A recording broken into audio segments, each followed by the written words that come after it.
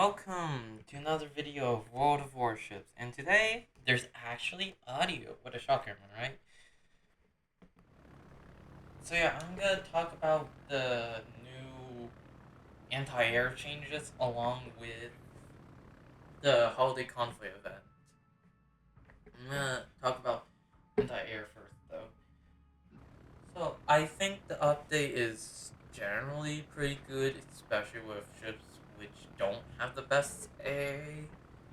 But the only problems are, first of all, even if some of the ships don't have really good AA, what about the ones with actually insane AA?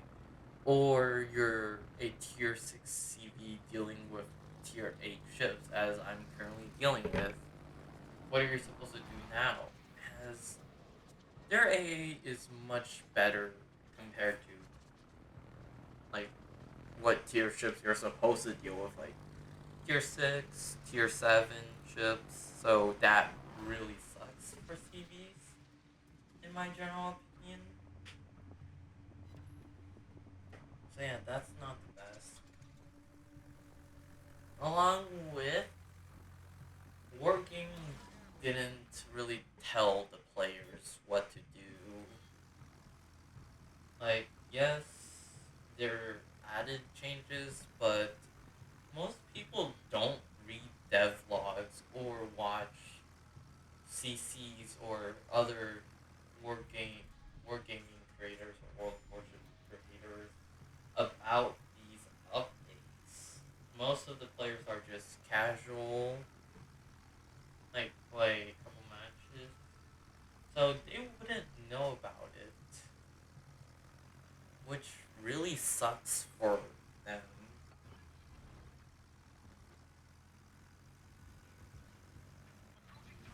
But other than that, the changes are really good. CVs have, I would say, are in the healthiest state they have ever really been. So props to Wargaming. Also, I can't forget, they did add new support consumables for CVs. German CVs and Japanese CVs get um what is it? Damage control party. And then British CVs get a heal, which I do think that's really strong, especially for British CVs. So that's pretty good. I don't know about any American CVs. I think Essex is just a smoke, which valid. The smoke is really strong. As long as there's no hydro ship with hydro that's close or has radar. Other than that, basically that. I do think German CV should get buffed for accuracy. Well, at least their AP. Because the German CVs have like no HP, and then Wargaming is nerfing CVs a little bit with the new AA changes. So I do think a accuracy boost would be pretty nice for them. Hopefully Wargaming does that. Please. I need this. Wargaming, please. But yeah. By the way, I do recommend taking this with a low grain of salt, as I am not a CC nor a experienced CV player. So that does a lot.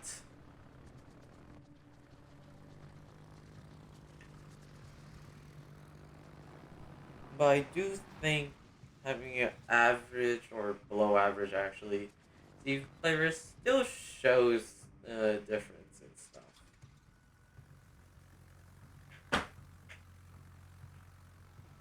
Maybe CV should have a little bit more of a buff for plane regeneration. That's just my opinion, though. And CVs are my second most played class, so yeah. But I'm gonna talk about the holiday conflict. The event is really good, especially for new players, allowing them to get, well, if they grind 5 battles a day, allowing them to get basically one tier 10 ship, maybe a tier 9, I don't remember, and then, or a tier, probably only a tier 10 and a tier 8, or a tier 8 and a tier 9. But then you can spend the rest of these on the balloons, which is also really nice.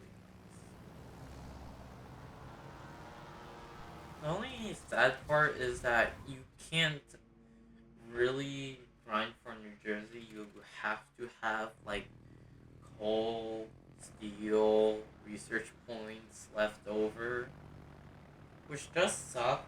But you'll probably have time to grind for it as you get, was it 170 days? Plus you get the other events like Christmas event and stuff. But overall, my recommendation on what to get is one of the, or Bismarck 41, as she's really good at brawling, as 13 kilometers is pretty strong, you know? Along with, it can basically have the same DPM as a tier 10 Prince Adalbert. As Bismarck 41 actually gets a, what's it, reload buff for using manual. So that's really nice, I would say.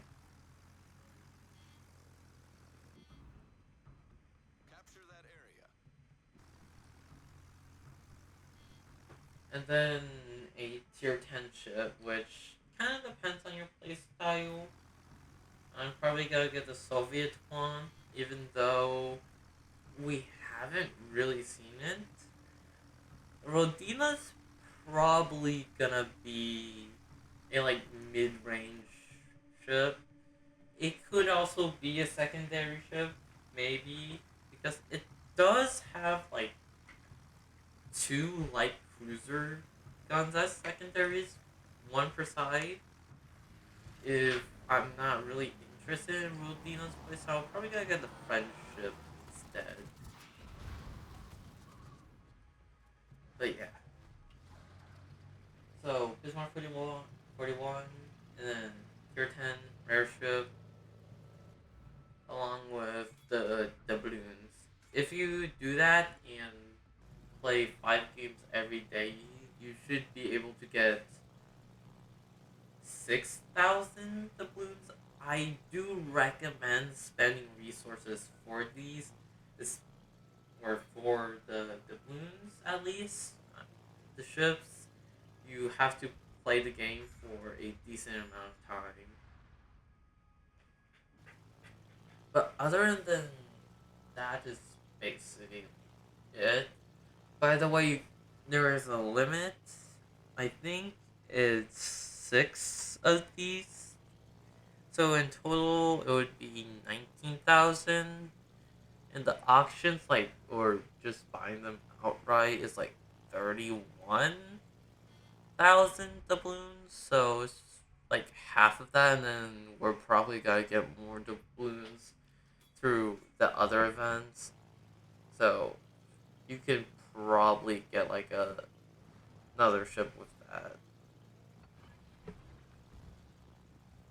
That's basically it for what I had to cover. So good luck, Captain, and have a great day.